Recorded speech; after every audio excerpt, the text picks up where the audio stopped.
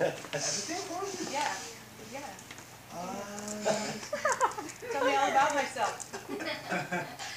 Oh, excuse me. Big problem, huh? Big problem. Wow, big problem. Big problem. 他希望我说明一下我对于他知道的有多少，但是在目前为止我都还不了解他。大字报，我看不到其实。So， 我希望 I hope the next Genova will tell everybody about you want to let us know. OK， 接下来的时间我们就交给 Genova， 让他介绍。Trista， OK， 让他来介绍他自己给我们大家认识。让我们欢迎他。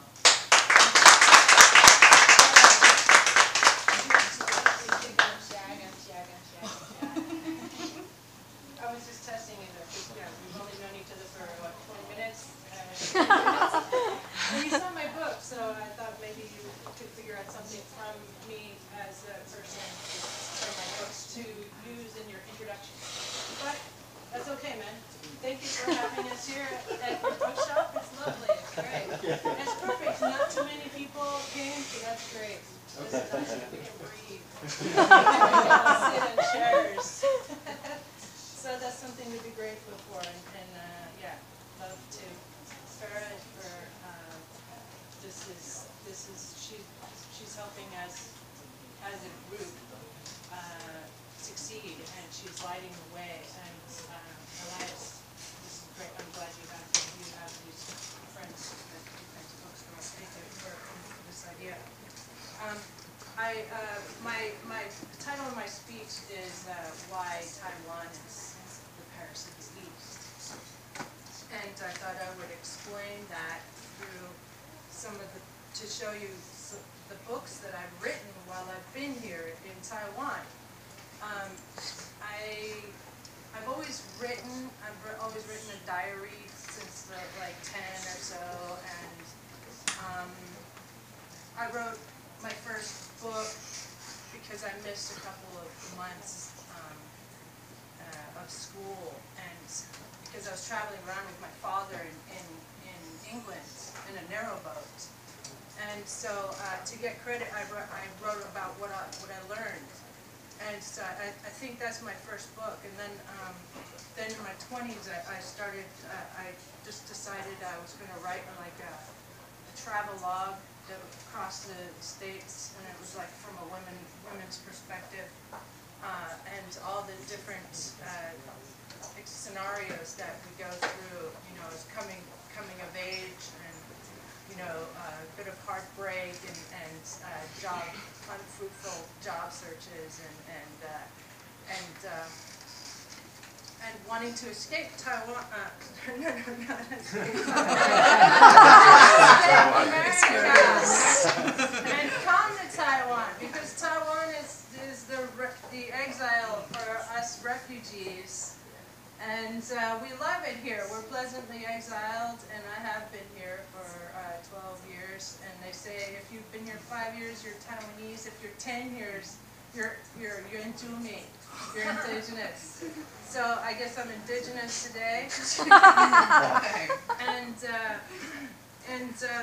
But to get back to how Taiwan is, when I came to Taiwan, it was just an amazing place. I had a 3-bedroom apartment in Banqiao, and I turned it into a salon. It was called Radio Banqiao, and we had so many.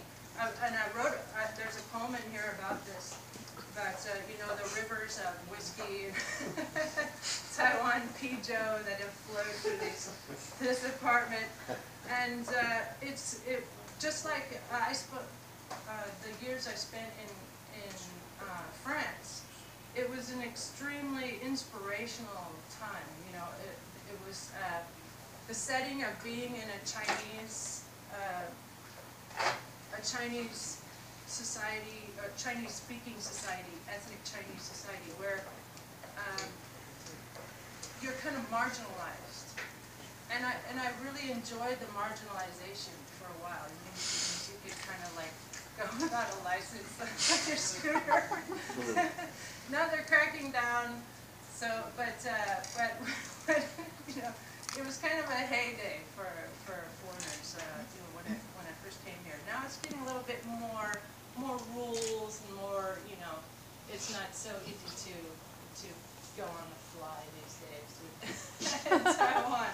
But I also wrote a poem about that. I was driving a motocha in Taiwan and said, why do you want to stop me? What are you going to do? Practice your English? But actually the cops know their English is fantastic. It's really good. They busted me last year successfully. And I was shocked because of their English. It was so good. So anyway, yeah, it's a cosmopolitan place in a way that, like, the foreigners that are here have usually traveled a lot, and they're kind of worldly. I find that's just my personal view. But also there's and the people here are so lovely and warm and modest. You know, like before I came here, one of my mentors, she told me. When you're gonna learn humility and modesty, and that's something I really love about Taiwan. You're not actually proud, I think you should be more proud of Taiwanese people, but because it's such a beautiful place, it's an incredibly beautiful place. I've been able to, I lived 8 years in Fanqiao, and I enjoyed the binlong shishi and the go shi on the dog shit on the street, and it's kind of, you know, it's quirky. How do you say quirky? Like, what's it qiguai? Some guai. Quirky. Guai, yes, guai, quirky. It's a quirky place. I love it, and the people are warm and beautiful and nice, and you're like too nice to us, so we don't want to go. And so it's my home now, and but I often think of the connections between the freedom that I felt, like as a student or working in France for the newspapers there. And the incredible opportunities I've had while I've been here. I worked for the newspapers at Taipei Times. I was in charge of the foreign community page and China Post. And I write travel articles and features, stories on my blog. And actually, there's one area that I think that Taiwan is a little behind Paris, and that's that the salons, like my radio bancha, that was kind of a salon. It was like an artistic group of people, a lot of writers, a lot of musicians, everything, dancers, whatever, and poets, everything. And there needs to be more of a crossroads of that in Taiwan. So thank you for helping encourage the arts. And I hope maybe we can do it again some other time, maybe in another one of your bookstores. And so yeah, it's so all for the power of the creative industry. And my books are let's see. The first one I wrote in Taiwan is this one, The Great Scroll of Ban Chao. It's yes, it's a sci-fi. He looks so serious. Like, yeah, it is kind of Orwellian. It is kind of a serious book.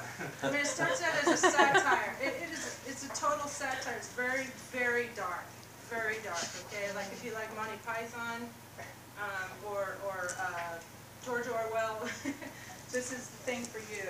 Okay, and I really identify with the character who is the writer. It's a Joan of Arc clone that is at the end taking notes for the cockroaches that have taken over the world because they run better meetings. That's how they came to power.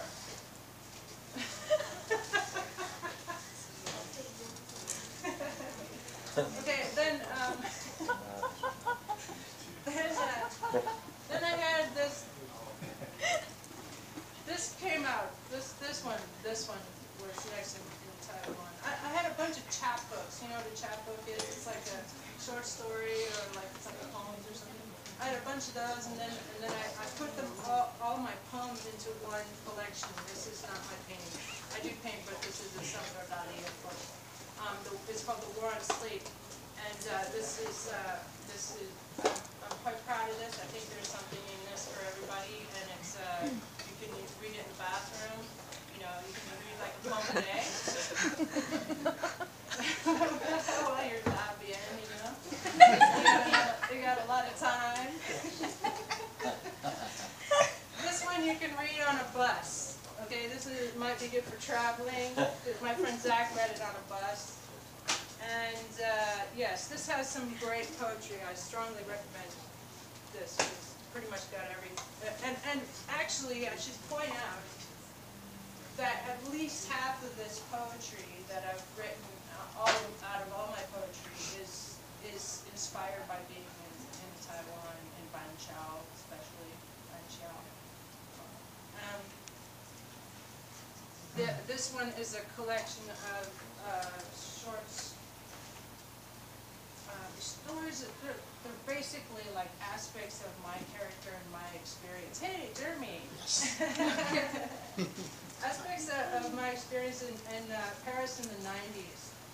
And as an au pair, you know, the whole artist model thing, or being an artist, or a femme fatale, or that sort of thing, or it's got a lot of comedy, and actually my favorite passage in this is about Mama Genovese in tight quarters. My mom came for a visit, and one of my best friends was already crashing on my floor, and it was only 10 square meters.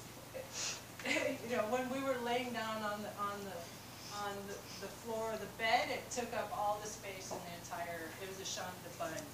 Anyway, so those kind of like artistic or like quirky experiences, I just feel an affinity with Taiwan, and whenever I leave, I get bored in wherever I am. I'm going to Ireland next month. I don't think I'll get bored too easily there, but like in the States, even New York, I hate New York. It sucks, man. I want to go back to Banqiao. Even Banqiao is better than New York. New York sucks. And then my mom sent me a bunch of journals from when I was. There's a poem about that too. It's called "I Hate New York." If you want to read all about why I hate New York and the shallow people, and like you can get that. Oh yeah, it's $200 a piece. But anyway, so my mom sent me a bunch of my journals from maybe like early, like 2021 or whatever, and I read this one, and it read just like a romantic epic, and comedy, kind of like cultural comedy, or whatever. And at the same time, I met somebody on the street randomly, Sarah Ice, and she said that 99 degrees of gray. That it was when that book had just come out, and it was outselling even Harry Potter, and it was an independently produced book. And so then when I read this journal, I decided that this would be my answer to the 99 Shades of Grey. I haven't even read that book. I've heard it's pretty crappily written, but I think this is pretty well written. It's like it's a romantic comedy, but it's also kind of, you know, deeply philosophical about keeping a balance in your life. You know, like not losing your identity too much in another person, and lots of other issues. So basically, it's traveling across Europe on a Vespa to try to have a reconciliation.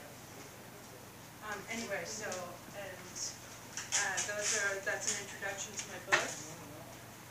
Thank you, Mr. Fang.